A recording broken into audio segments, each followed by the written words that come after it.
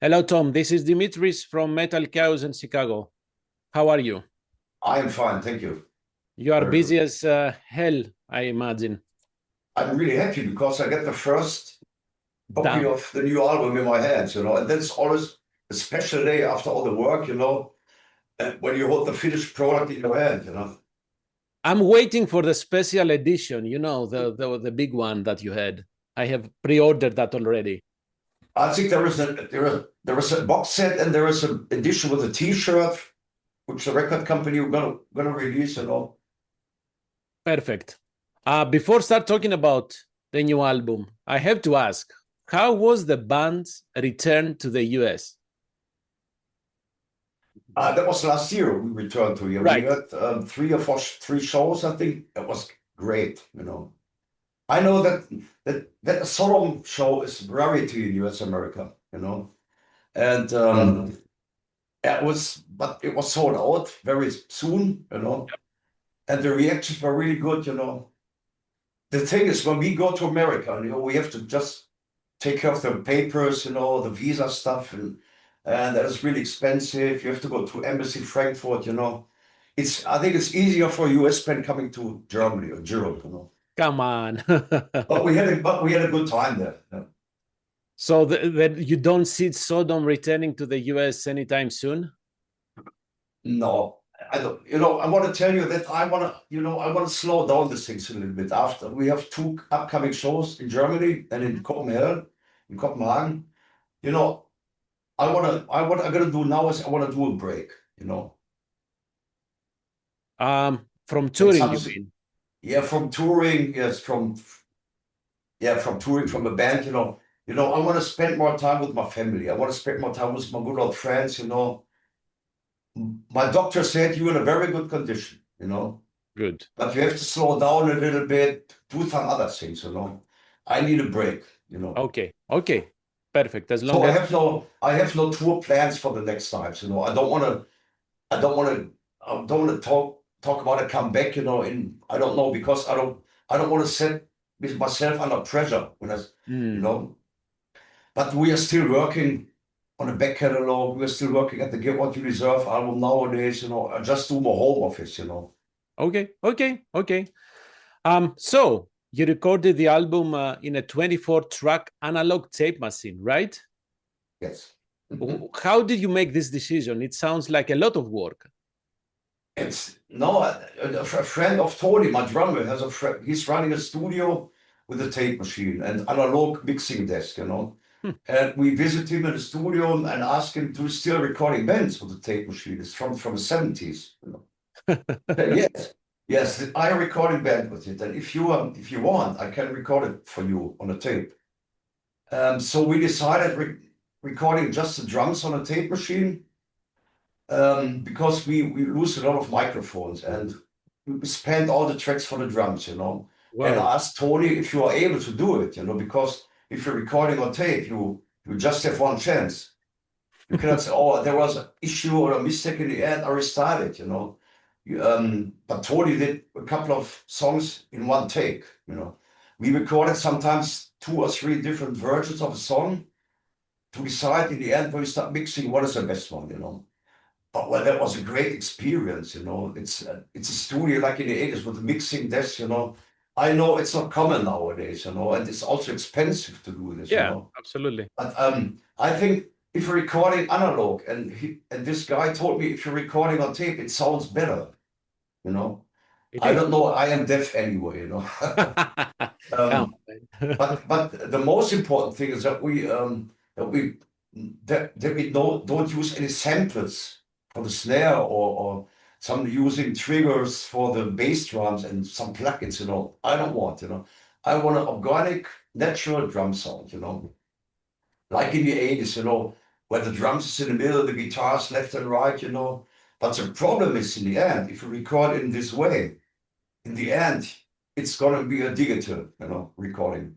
Mm. And our mastering engineer told me I have to compress the whole file in the end because people listen to music on a smartphone. That is Some something people, you have to some people. realize when you're recording an album. I never listen to music on a smartphone. I have my stereo equipment here, and listen to music in high quality, you know. So That's the way it is nowadays, you know. So for the vinyl edition, we will hear the nice stuff, right? The analog recording. Yeah, we did a different mastering for the vinyl. I Yes. think it's more wide open, you know. Mhm. You are two different. It's for CD, vinyl, and especially MP3 for Spotify and all that stuff, you know. All that stuff. And the mastering, you worked with Irok, right? Yes. Okay, perfect. Iraq did also the latest Tapping the Veil mastering, Correct. and he's a great guy, you know. He's an old guy, he's about 70 years old, but he's still good ears, you know, and he's still very professional in mastering. Perfect. For the album's cover artwork, you work with Bielak. So what directions did you give him? I met this guy, I think 3 years ago, you know, we played in Norway or in Sweden, I can't remember. And this guy, I talked to this guy, you know, he told me he's a big Sodom fan. And he also did work for Mayhem, and he did some latest Ghost covers. I don't like the Ghost covers because it don't fit to Sodom, you know. And he No, told me he can do the same way, like you working the same way like Andreas Marshall with his airbrush, you know, and everything is handmade. There is no AI on it. What some people told me, you know. they It's a told you shame that. if you are an artist and people say, yeah, you did the cover with AI, and no, I don't want it, you know. And he told me that he needs more lyrics, you know, he needs more from the songs when we start recording something in a rehearsal room, and he needs inspirations, you know. Mhm. And then we need 2 years to put this together, you know. Two And years for my the idea cover. was this one with a soldier knee and a dead man, and he came up with the Knarrenheinz destroying this peaceful situation, you know. It's a very peaceful situation. And this guy set the world on fire, you know. You But said in the end, it's one of the best solo covers the latest years. You know? it has a lot of details, and you said it took 2 years for the cover artwork. Yeah. Wow, Yeah. wow. Okay. So how much the guitar playing from Frank and York evolved since Genesis? But I have to tell you, on the new album, there was Tony also wrote 5 songs for the new album. You know, With the and guitar, what right? the guitar played by Frank and York, but Tony played the guitars for his ideas. You know, Right. he's also a good guitarist, but he don't play guitars on solo. You know, but he came up with guitarists. Mm-hmm. You know, and also he came up with songs. You know, in the end, we have to put everything together in our rehearsal room because we have to arrange it. You know, I'm a singer of the songs. I have to put my lyrics on it. You know, and that makes it so colorful because there are a couple of Frank songs. York Frank is a typical 80s style thrash riffing.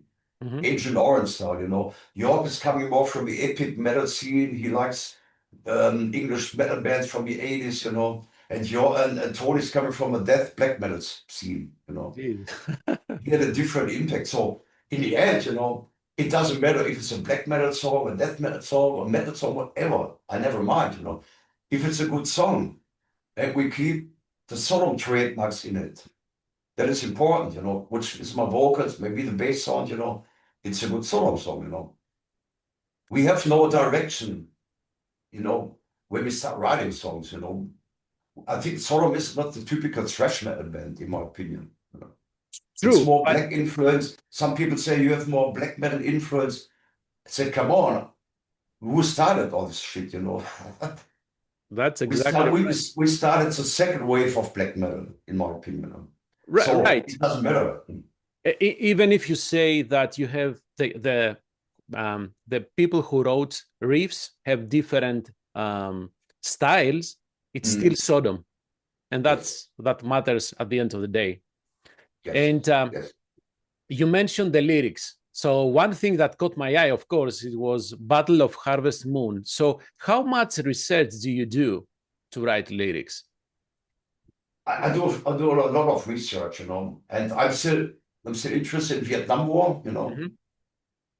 I don't want to glorify the war, you know. I don't want to write lyrics about the big war, the big politics behind, you know, what else. I want to write about the soldier who was fighting, you know, Mm-hmm. who's fighting the war at the front line or in the jungle, you know. Harvest Moon is just one battle from a Vietnam War, you know. Right, right, right. And And I heard this, there was some documentation about the Vietnam War. I'm always looking at in the TV shows, you know, and that was very interesting. There's also a song like Tapephobia, which is happened in the war. Yeah? This is what nobody knows, you know. And this is a soldier who was fighting in the front line, who was fighting in the trench, and these soldiers are scared when grenades exploding next to them. They get buried by all this stuff, you know, and the debris, you know. right, right. That's something I'm really interested in. When I'm a soldier and I get buried alive, you know, that's, you know, I don't want to write about the big thing, you know, because I can change anything, you know. I'm not political active, you know. Of course. I don't want to tell the people who's a bad guy, who's a good guy, you know, because everything is very close together, you know. I just want to write about the soldiers. Yeah, in the end of the day, the soldier experiences the true ugliness of war, no matter what side they are. It's the same fear, right? Fear of dying, as you said, the fear Yeah. of being buried alive, and all that nightmare. Don't matter where they're fighting, for whom they're fighting for, you know. Yeah, That's right. You know, these people, these dictators, they send them to war to die, you know. They never fight themselves in any wars, you know. That is stupid, you know. But what can I change? You know, I'm not scared of myself. I'm scared of the next generation, you know, who are living in this world, you know. And the message is always simple. Stop it. We want to live in a peaceful world. Stop the war. perfect. But I cannot change anything. I can go out on stage, whatever, and scream it out, you know. Who said, well, we cannot change, but at least we can spread out the message that war is ugly, right? Exactly. You know. However, you mentioned taphophobia. How did you come up with this word? Because it's kind of a rare word to use in lyrics. I know had a lot of books about World War One. You know, I always remember when my grandfather told me stories about him. He was fighting in World War One. You know, he never used this word. You know, and I found this word in an article about World War One. You know, it's a taphophobia. What is it?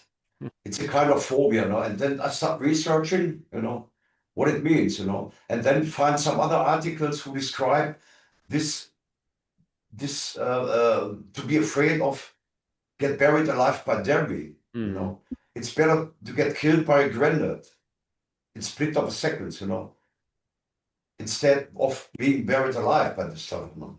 Yeah, and World War One was very.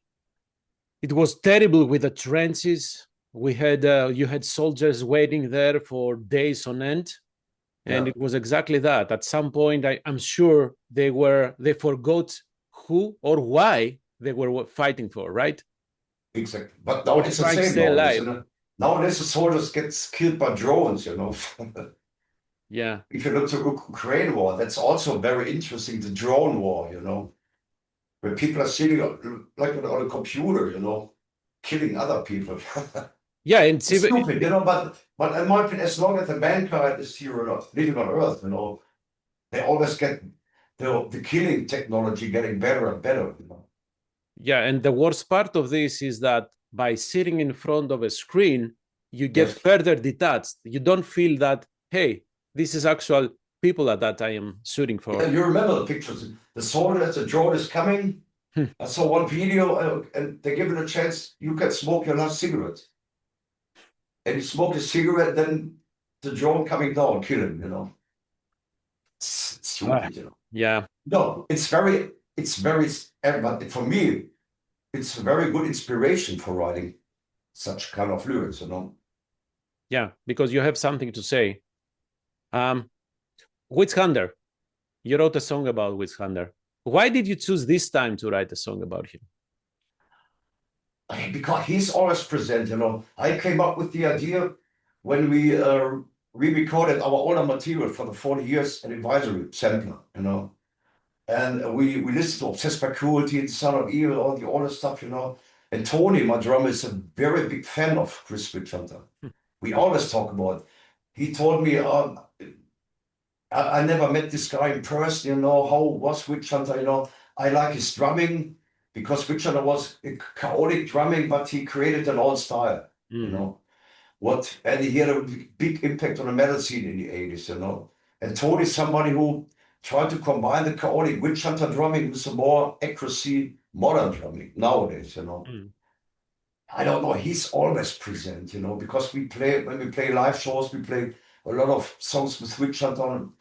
He's always there, you know. Yeah. And I came up with the idea, now I'm going to start writing a song about, but I don't want to glorify him, you know. I don't want to set him up as a big hero, you know.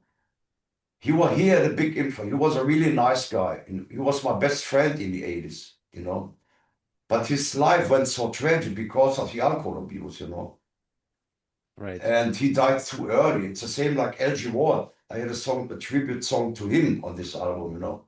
The same way, you know. Great person, nice person, good musician, big influence to the complete metal scene, you know. And then he start drinking too hard, you know, and gonna die, you know. And if you start drinking so hard, you know, you stop doing your music, you are not more creative, you know, you never mind of music scene, you know, and then you go down, you know, until you die, you know. Right. However, I'm sure there were reasons for this abuse. Some, I don't know, mental health issues. I don't know. No, I know there were problems with girlfriends, you know, Yeah. everything's coming, you know, and you know, and he said, I'm a musician, I can drink every day. I don't have to wake up in the morning to go to work, you know. If you go to work every morning, you can drink, you know. So he started drinking every day. Well, you were back in the 80s. So I think back then, this was for some people the dream life, to become, let's say, a rock star and do whatever you want, party all day and worry for nothing, right? Yeah, I know a lot of younger bands and younger musicians who ask me what to do to get a rock star, you know, what you can do. You know, when you started in the 80s, you know, there were just a handful of bands who get the chance for a record label, for a record deal, you know. But nowadays, you know, when so many bands are spreading in the scene, if you get a rock up magazine, whatever, you know, there are hundreds of bands every month, you know. Yes. So, and they're gonna ask me, what can I do? Can I quit my job? Can I quit my school, my studio, whatever? You know, don't quit anything, you know. You got no chance nowadays, you know. You have to get a professional musician over the years or decades. You have to work really hard on it, you know. That's what I always tell the people, you know. I work every day for the band, you know. It's a result of hard working man. You have to get creative, you know, you have to try to get better musicians, you're doing this, but you have to work really hard to get a project like Sodom to keep it all over the decades, you know. And you have to take care of yourself. Otherwise, you cannot tour year after year, correct? Yeah, that's what I'm gonna do. What's the next one I'm gonna do? We have 2 upcoming shows, and I want to stop. I want to slow down the things a little bit, you know. I talked to my doctor. He said, you're in a very good condition. You're getting 62 years, you know. But he said, calm down, you know. Do something other things, you know. Okay. I don't want to talk about burnout, you know, whatever. I don't know what it is, you know. With burnout syndrome, it's called in Germany, you know. I just want to spend more time with my family, my friends, my hobbies, you know. I have a couple of other passions I want to do, you know. So I talked to the band last year and they said, it's your decision. You have to take care of yourself, you know. We are always loyal to you, you know. And now the other musicians, I think Tony's playing in 5 other bands, you know. Frank Blackfire want to push his own solo project. York is working in a record store, you know. So I think they are safe, you know. But now for me, the time is to do something other things, you know. Okay, I understand. Especially stop touring, you know. I'm still working on a band all the day because we are preparing the complete back catalog, you know. The next will be the Get What You Deserve, and we talk about Obsessed by Cruelty re-release, you know. I'm always busy, but I just do more home office, you know. Yeah. So the only thing for this is that the new songs will have to wait to see some live action, right?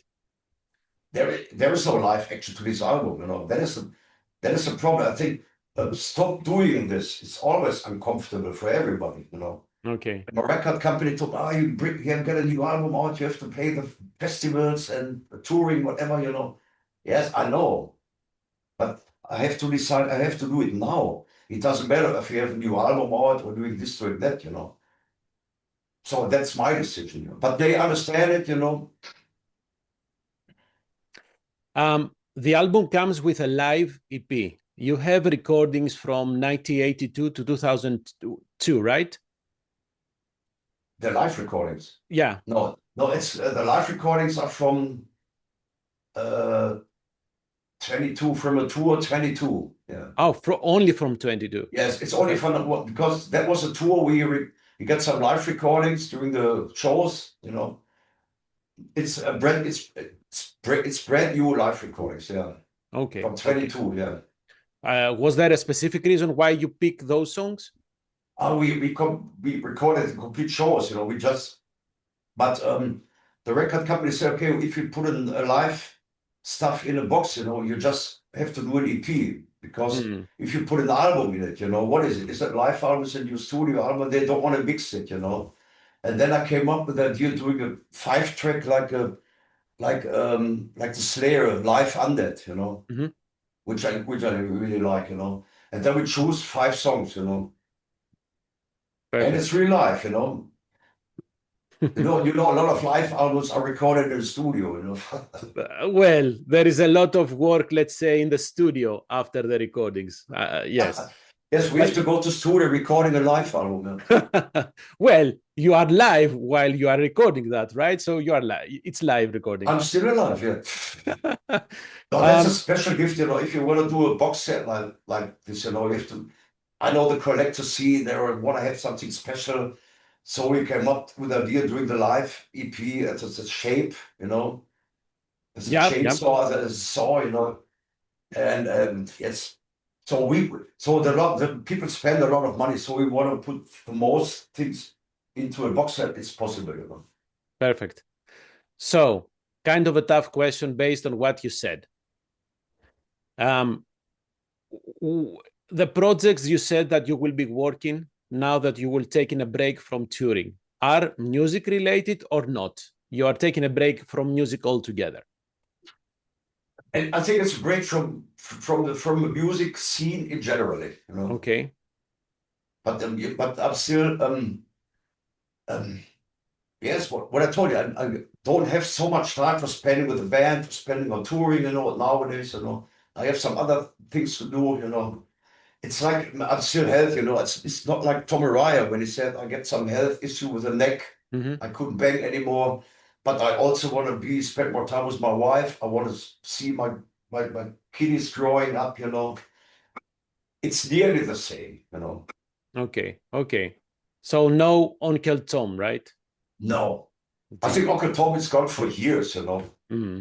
But I always have everything in my mind, you know. But I don't want to talk about the comeback in 2070, whatever, you know.